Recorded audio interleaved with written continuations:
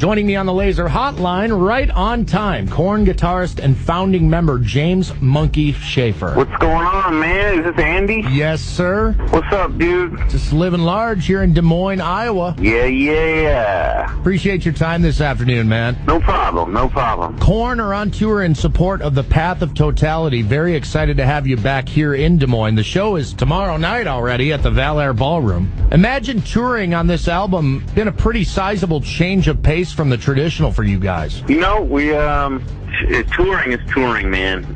It takes a lot of patience, and it's a lot of, during the show, it's a lot of hard work. But it's like we're having fun. We're doing what we love. It's all worth it, Sure. The album itself is a pretty sizable change of pace for this band, having teamed up with some notable names in the world of dubstep to give your trademark sound a new depth. I know Jonathan had been into that style of music prior to bringing the idea to the band. Was this an entirely foreign concept when the idea was introduced to you personally? Well, he started playing me the Skrillex record. Yeah. And I was like, wow, this is crazy. And he played me 3 or 4 tracks before he sort of sprung the idea on me. And I had already sort of picked out 3 or 4, 5 characteristics in those songs that I was like, wow, that's cool. And how are they doing that? And so it wasn't really that far of a jump for us. I think because we've always tried to bring, even in the early 90s, we were trying to do, bring in hip-hop and 808s and like low, heavy. Even the way we tune our guitars and stuff has always been a sort of trying to capture that low, thing about the band. So to me, as a musician, I don't think it was that different. I mean, as a listener, probably. Sure. This band, as you kind of alluded to, never been afraid of taking chances. I remember when the debut album came out, nothing in the world sounded like it, Yeah, but to me and us, it was just our music, you know what I mean? Sure. But as listeners, it was like, whoa, what is this? And people were freaking out. I'm like, well, we're just doing what we do. This is, and to me, when we really started to experiment and take chances, to me, was when we did the record Follow the Leader, because then we started to experiment with different sounds, and we even used different producers, and that to me was a big jump. And I remember we did the song Got the Life, and I was worried about that song, and that song became a pretty big hit for us. Yeah, I suppose you brought in some new recording techniques and some new orchestrations too. When you listen to like the self-titled debut and then you listen to Life is Peachy, there really is quite a jump there between Life is Peachy and Follow the Leader, now that you mentioned it. Yeah, I mean, the first 2 records we did with Ross Robinson, and then we wanted to shift gears a little bit and experiment with some other, other sounds, song arrangements, melodies, and just change it up. So that's sort of been the norm now after looking back and thinking about what we've done with each record. And, to me, it's sort of like just another chapter in the ongoing career of what we do. And for us to stay sort of engaged creatively, well, it's sort of something we have to do as creative people, is sort of keep moving forward and trying new things, because it keeps us interested. And especially coming up on 20 years, it's something that we need to do. More with Monkey from Korn after a tune he mentioned turned out pretty damn good from Follow the Leader. It's Got the Life on Laser 103.3.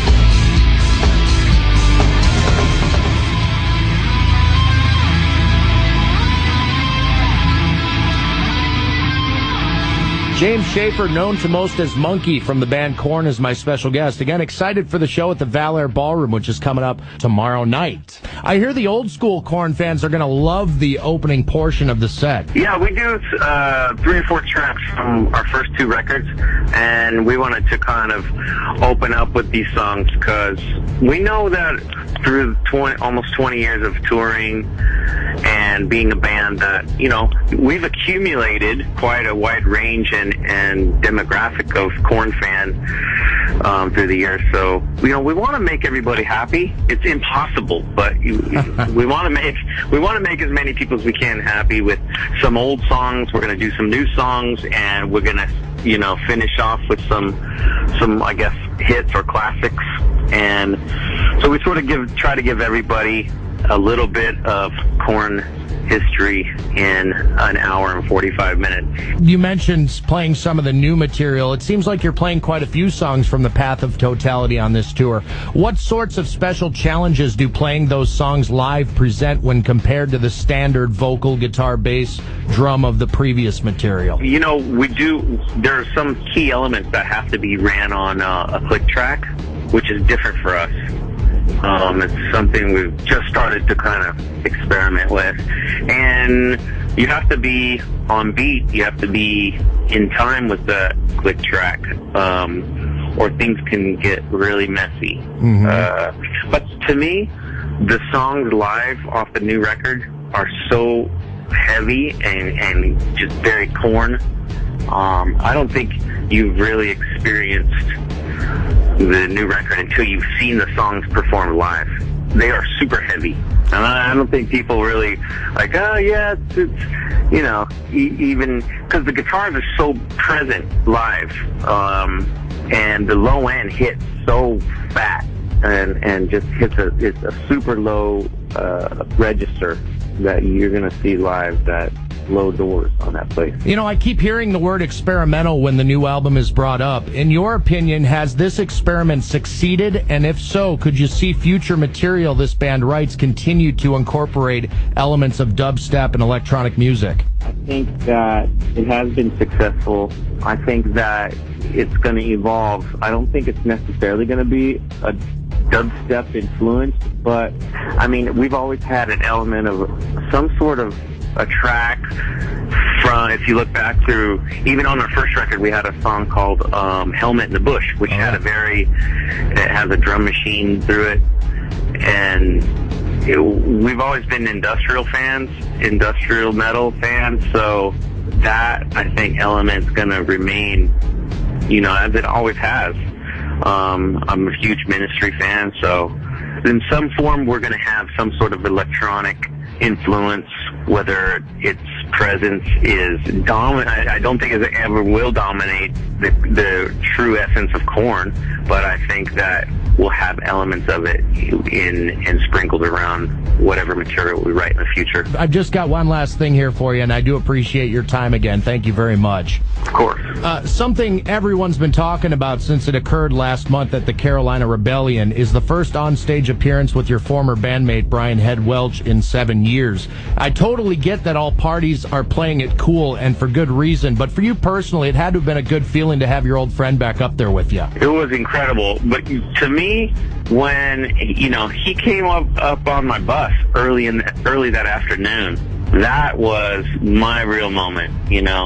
Playing with him on stage was the bonus for that day, but actually reconnecting with him and hanging out and telling stories and just catching up, that was the moment for me. And then at the end, it was just so natural and unplanned and sort of by the way, would you like to, if you do, if you don't, it's cool. Would you like to jam with us maybe a couple songs? And he's like, yeah, okay.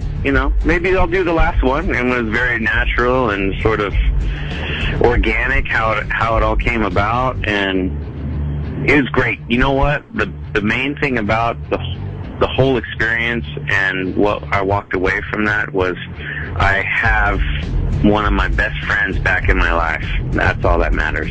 Yeah, you're both great men, by the way. I'm really happy to hear that, knowing both of you. So that's awesome. Yeah. Korn guitarist James Monkey Schaefer has been my special guest. The show, again, tomorrow night at the Valair Ballroom. Really excited for this one, man. I'm excited. I think we played there about 2 years ago. 2.5 years ago, so I'm looking forward to coming back. It's been a minute, and then and I remember running into you as well at a Deftones show at a small club downtown Des Moines too. So yeah, I was pretty tanked. We all were that night, my friend, and I think you know what I'm talking about. So oh yeah. Again, thanks for your time. Say hey to the guys for me. We'll see you very soon. Okay. All right. Thanks a lot, Andy. You're welcome, and you're welcome back anytime, my friend. Just over 24 hours away from Korn's return to the capital city.